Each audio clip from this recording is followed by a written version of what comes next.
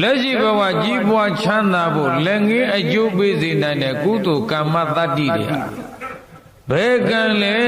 လို့မေးရင်မှတ်ဟိတို့လူငယ်တွေကအမေ့မှီပြီးရတဲ့ကုသိုလ်ကံပဲဘယ်ကံလဲဧရာကြောင့်မာတုပဋ္ဌာနာကိုသလောဣဒဝိပါကော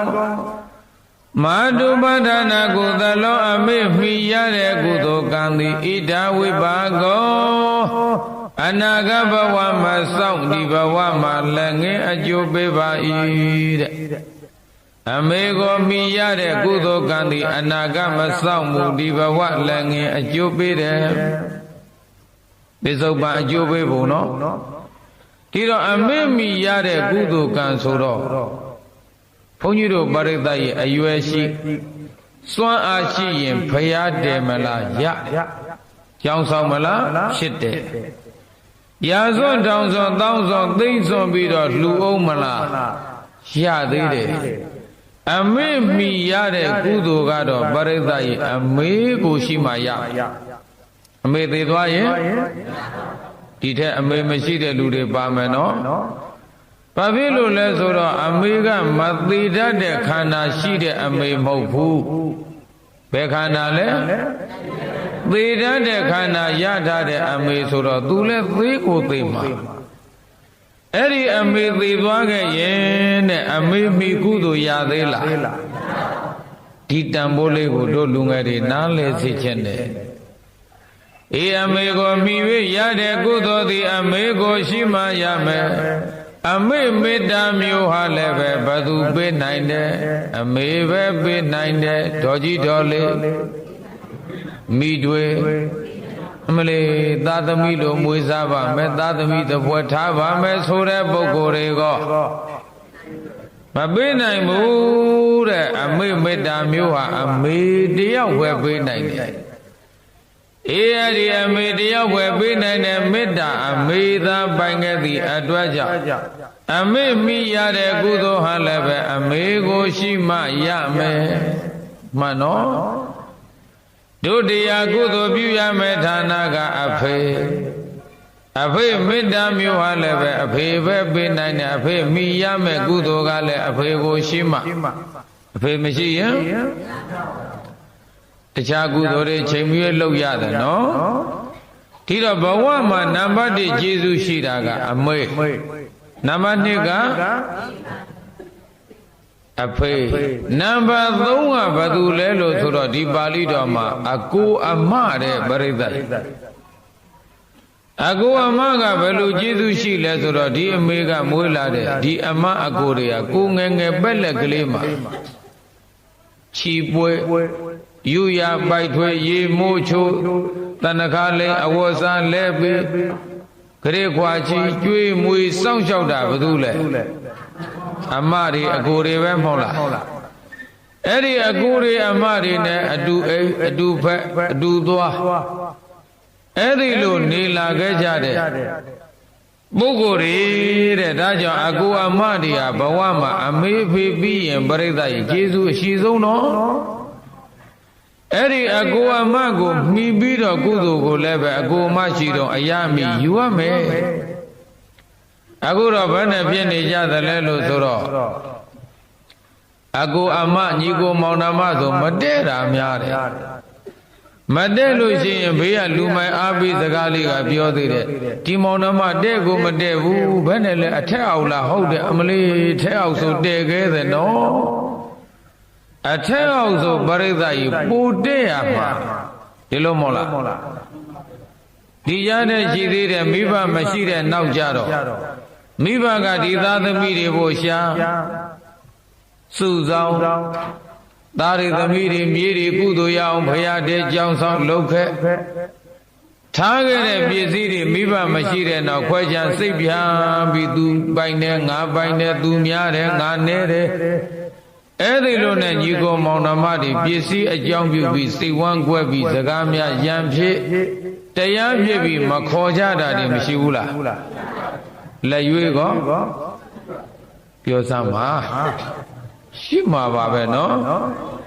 ဒီတော့ဘုန်းကြီးတို့ပရိသတ်ကြီးစဉ်းစား ငယ်စဉ်ကအကိုအမတွေရဲ့ရင်ခွင်ထဲမှာအတူနေလာပြီးတော့ဒီကိုကြီးအမကြီးတွေလက်ဆွဲပြီးကြီးလာခဲ့ရတဲ့ကိုဘဝသူတို့စောင့်ရှောက်တဲ့ချမ်းသာကြီးပွားခဲ့ရတဲ့မိမိဘဝမှာအမေဖေမရှိတဲ့နောက်ဘာမှတန်ဖိုးမရှိတဲ့ပစ္စည်းကိုအကြောင်းပြုပြီးတော့ညီကိုမောင်နှမတွေမခေါ်ကြတာပရိသတ်ကြီးသိဝမ်းနေဖို့ကောင်းတယ်ဒီဖြစ်ဆိုးတွေများလာပြီနော်တန်ဖိုးကြီးလာတဲ့ညီကိုမောင်နှမမေတ္တာကိုတန်ဖိုးမဲ့တဲ့ပစ္စည်းကိုအလေးထားပြီးတော့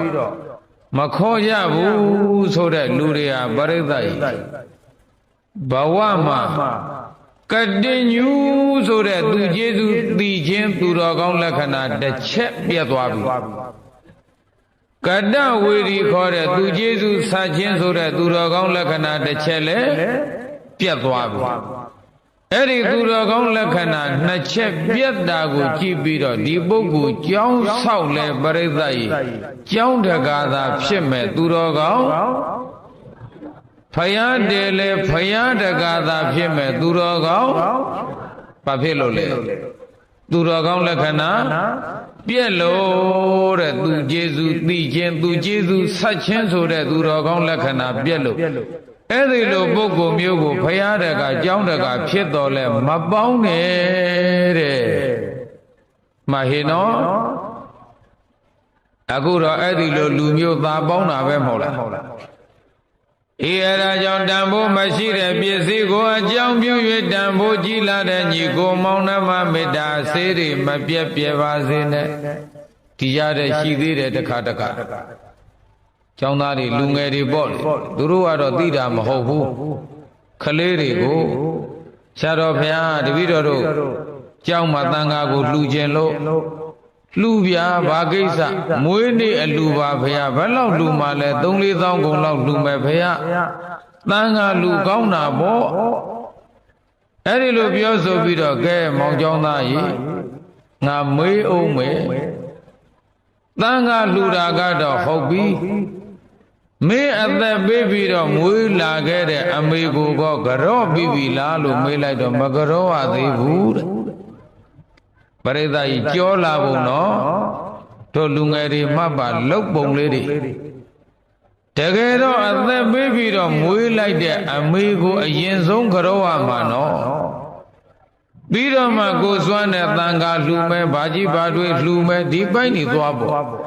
အခုတော့တစ်ကနှစ်ဖြစ်နှစ်ကတစ်ဖြစ်ဘုန်းကြီးတို့ကဒါမျိုးလက်မခံ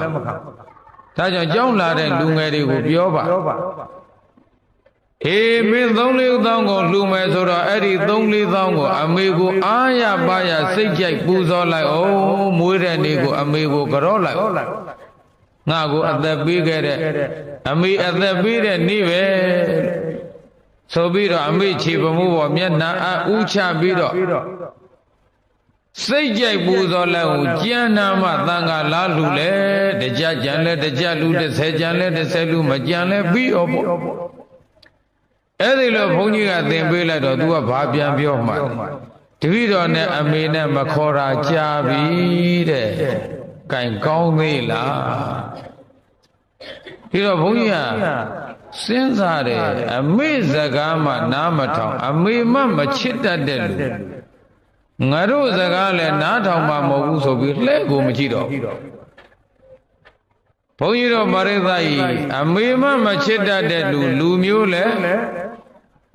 ပြောလေတိုင်းပြည်လဲဘာသာသာသနာလဲဘုန်းကြီးတို့ကလူတယောက်ကြည့်တာဒါကိုကြည့်တာချမ်းသာတာဆင်းရဲတာဂုဏ်ရှိတာမရှိတာကိုယ်နဲ့မဆိုင်ဘူးနော်ကိုယ်အပိုင်းကကြည့်ရမှာကကံပိုင်းဆိုင်ဒီတော့မြန်မာလူငယ်တွေအနာဂတ်ကြီးပွားဖို့ဆိုတာပရိသတ်ရဲ့အခြေခံဒီကံကစရမှာ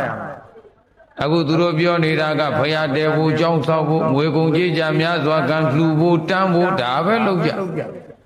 အခြေခံကံပိုင်းကပျက်စီးလာတော့ဘယ်လောက်ပဲကုသိုလ်လုပ်ထိတ်ရောက်ဖို့မလွယ်တော့ဒီအရာကြောင့်အမေကိုမိပဲရမယ်ကုသိုလ်အမေကိုရှိမှမိမိကိုမွေးတဲ့နေတိုင်းမှာပရိသတ်ဤမွေးတဲ့အမေကိုမလုပ်ရမယ်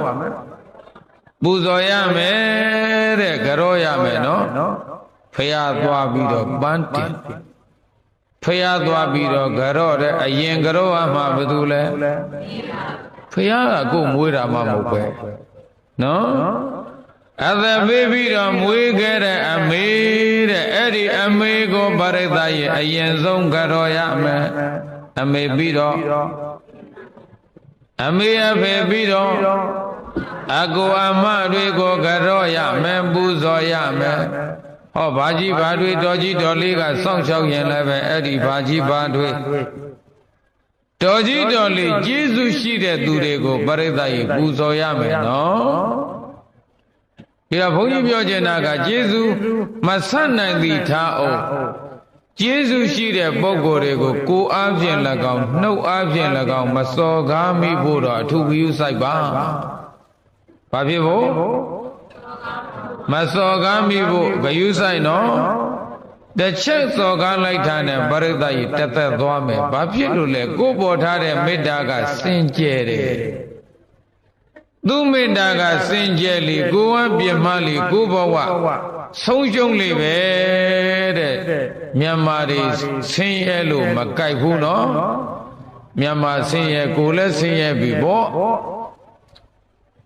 ဧသုံးနံပါတ်ကအကိုအမဘာကြီးဘာတွေတော်ကြီးတော်လေးကျေးဇူးရှိတဲ့ပုဂ္ဂိုလ်တွေကိုမိကုသိုလ်ရအောင်ယူ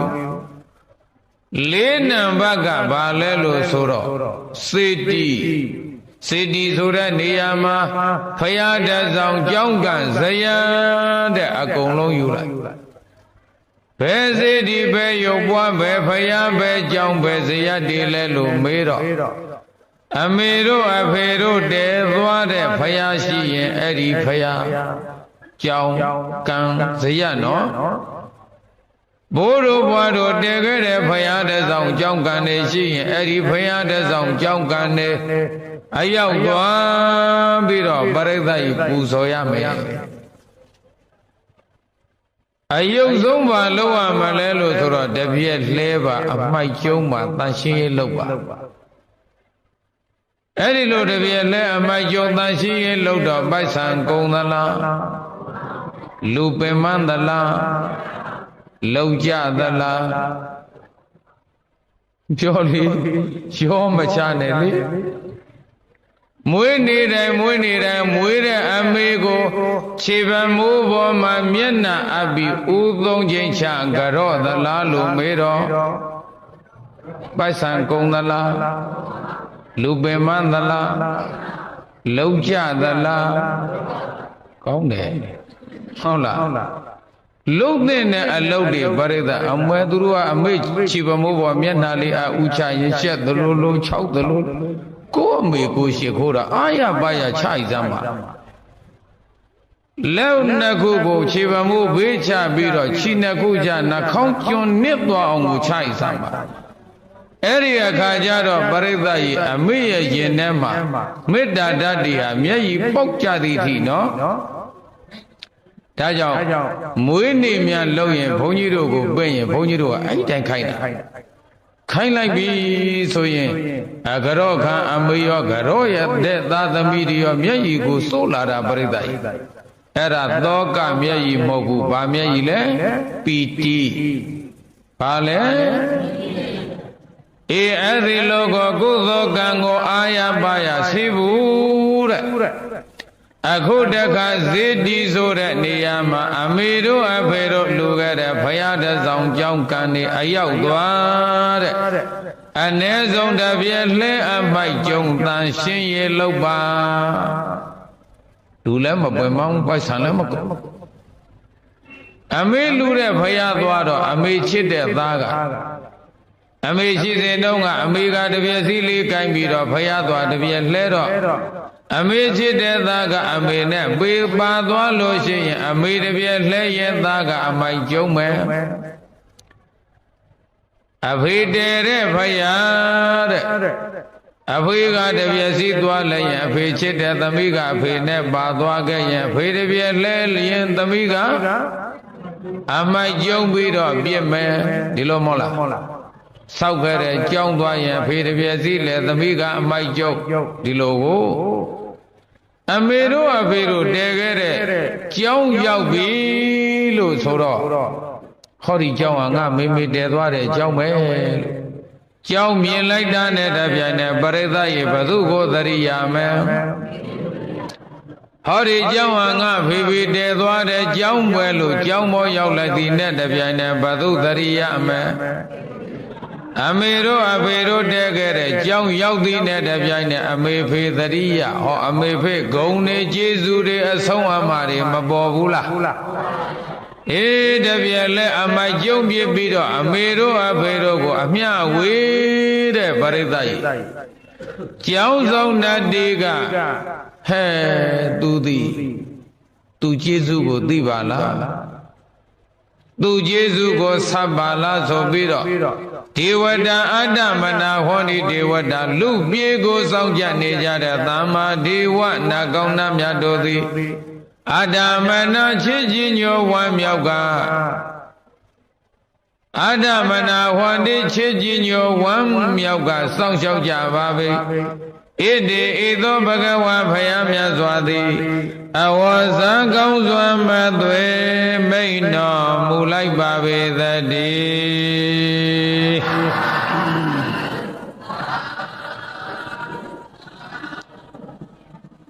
မိဘဆောက်တဲ့ကြောင်ရောက်သွားပြီးတော့အ ਨੇ ဆုံးတစ်ပြည့်စည်းလဲအမိုက်ကျုံတန်ရှင်းရေးလုပ်ပြီးအမျှဝေကျောင်းဆောင်တဲ့နတ်လူလောကကိုစောင့်နေတဲ့နတ်ကောင်းနတ်မြတ်တွေကဤသူသည်ကုသိုလ်ကောင်းမှုပြုပြီးတော့အမေတို့ဖေတို့ကျေးဇူးကိုသိတယ်ကျေးဇူးဆက်တယ်သူတော်ကောင်းပဲလို့ဆိုပြီးတော့ပရိသတ်ကြီးနတ်ဒီကစောင့်ရှောက်တဲ့နတ်ဒီချစ်တဲ့ကရောဘွယ်ကြီးမချီပြီးကိုတော်ကလေးမပါကိုတော်ကြီးမပါအနောက်မေတော်ကြီးမပါလို့တောင်းเสียတောင်းနိုင်လဲဟိုကလာခြင်းမလာတာမခြင်းမအဲ့ဒါသာအဟုတ်မှတ်နေတာပရိသတ်ကြီးတကယ်ကံပိုင်းဆိုင်ရာကိုယ်တိုင်လုံးမရတာတွေရှောက်တောင်းလို့မရဘူးနော်အမေတို့အဖေတို့ကြောင်းသွားပြီးတော့ကုသိုလ်ကောင်းမှုပြုမယ်အသစ်မောမှန်မယ်အဟောင်းတွေပြင်ဆင်မယ်ဆေသုံးမယ်နော်ကိုတတ်နိုင်တဲ့လောက်လေးတတ်နိုင်တဲ့နေရာမှာပြုပြင်မောမှန်ပြီးတော့ပြုကြမယ်ဆိုတော့အမေတို့အဖေတို့စောင့်တဲ့ကြောင်းသွားတော့ဘုသူတရိယာမယ်ဘိုးတို့ဘွားတို့စောင့်တဲ့ကြောင်းသွားတော့ဘုသူတရိယာမယ်အမေဖေကပြောတယ်ဟောတာဘိုးကြောင်းဘွားကြောင်းသားရဲ့သမီးရဲ့ဆိုတော့ဘိုးဘွားချစ်တဲ့မြေးတွေဟာဘိုးဘွားကြောင်းရောက်တော့ဘိုးဘွားတွေတရိယာဘိုးဘွားတွေမေတ္တာတွေပေါ်လို့ဂုံကျေးဇူးတွေကိုတရိယာတပြည့်လဲအမိုက်ကျုံတန်ရှင်းရဲ့လို့ကုသိုလ်ပြုအမျှဝေတော့ဘိုးတွေဘွားတွေအမှတ်ရပြီးအဲ့ဒီနတ်တွေကလည်းအစဉ်စဉ်သတင်းပပြီးတော့နတ်သဘင်မှာဤသူသည်သင်သားသမီးမြေအခုသင်ဆောက်ခဲ့တဲ့ကြောင်းပေါ်မှာတပြည့်လဲအမိုက်ကျုံတန်ရှင်းရဲ့လုပ်ပြီးသင်ကိုအမျှဝေတယ်ဆိုတော့ဘိုးဘွားမိဘနတ်တွေကလည်းဟဲလူပြည်တုံးကတို့သားသမီးမြေတွေဟာဘဝချမ်းသွားလို့ပြီးမဲ့တို့ကိုမမေ့ဘူးတဲ့ကုသိုလ်ကောင်းမှုပြုအမျှဝေကြတဲ့ဟဲ့ဆိုပြီးတော့လူပြည်လှမ်းပြီးပရိသတ်လူပြည်စောင့်တဲ့နတ်တွေကိုဒါငါမြေးငါသားစောင့်ရှောက်လိုက်ပါဒီလိုမှားတယ်နော်သူမေတ္တာကိုမေတ္တာပရိသတ်ရဲ့ကုလူဆက်ဆံပုံလေးတွေအခုတော့အမေအဖေကြောင့်လည်းဘယ်နှနေမှမသိဘိုးဘွားကြောင့်ဆိုဝေးကိုယ့်ဟာကိုယ်ကြောင်းဆောက်ဖို့ပဲကြိုးစားတာပဲမဟုတ်လားပြောကြလေကျောင်းအမအမိခံခြင်းနဲ့ပြီးတော့ကျောင်းတကာအမိခံခြင်းနဲ့ကိုယ်ပိုင်ကျောင်းနေမဆောက်ဘူးလားဘိုးဘွားမိဘကျောင်းနေကြတော့ပြောလေပြစ်ထားတာပဲမဟုတ်လားဒီတော့ကိုเจ้าကိုသွားတော့ဘာလို့လဲကိုဟာကိုသတိရတော့တာဗောမဟုတ်ဘူးလားကိုစောင့်တဲ့เจ้าသွားတော့ဘု து သတိရဒီကြတဲ့เจ้าပေါ်မှာဓာတ်ပုံကလှလှပပချိတ်တာတော့ကြည်စမ်းပါဦးငါငယ်ငယ်တုန်းကဘလောက်များလှတယ်ကောင်းသေးလားအမေတို့အဖေတို့ကျေးဇူးတွေပေါ်သေးလားဘိုးတို့ဘွားတို့ကျေးဇူးတွေမပေါ်တော့ဘူးတဲ့ပရိသတ်ကြီး ဒါကြောင့်ဘိုးဘွားမိဘတို့ဆောက်ခဲ့တဲ့ဖရာတဆောင်ကြောင်းကံစေတီဖရာကိုအရောက်သွားပြီးတော့အ ਨੇ ဆုံးမလုပ်ရမယ်တပြည့်စီလဲရမယ်အမိုက်ကျုံရမယ်တန်ရှင်းရေးလုပ်ရမယ်ဒီလိုမဟုတ်လားအေးအဲ့ဒီလိုပြုလုပ်ပြီးတော့အမြမေတ္တာတွေပေးဝေကြမယ်ဆိုရင်သတ္တုသာသနာကတံဟောဒီသတ္တုသာသနာဖယားမြတ်စွာသာသနာတော်ကြီးကိုလည်းကတံစောင့်ရှောက်ရရောက်သည်ဟောဒီဖြစ်ပါတယ်လို့ဣတိဣသောဘဂဝါဖယားမြတ်စွာသည်အဝါစာကောင်းစွာမဲ့သွေမိန်တော်မူလိုက်ပါပေသတည်း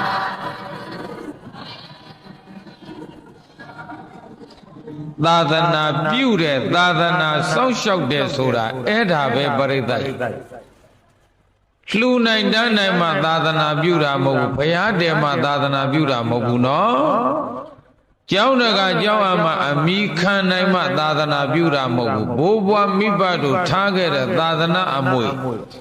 မပျက်စီးအောင်စောင့်ရှောက်ခြင်းသည်အဲ့ဒါသာသနာပြုရာသာသနာစောင့်ရှောက်ရာရောက်တယ်တဲ့ဒါရင်လားလို့ဆိုတော့ပိစိမာဇနတာဒိဋ္ဌာနုကတေအာပိစတိပိစိမာဇနတာကိုကပေါက်ပွားပြီးတော့လာခဲ့တဲ့ကိုသားသမီးမြေတွေကလည်းပဲဒိဋ္ဌာနုကတေမိမိရဲ့လုပ်ငန်းကိုအတုယူပြီးတော့ကောင်းမှုတွေကိုပြုခြင်းသောအာပိစတိရောက်ကြပါပြီဒိဋ္ဌာနုကတေအာပိစတိကောင်းထုကိုယူကောင်းမှုတွေပြုကြတယ်တဲ့မေမေရှိတော့ငါမေမေကဖိုးဖိုးဖွားဖွားကြောင်းမြန်သိခယူဆိုင်တာဒီလိုမဟုတ်လား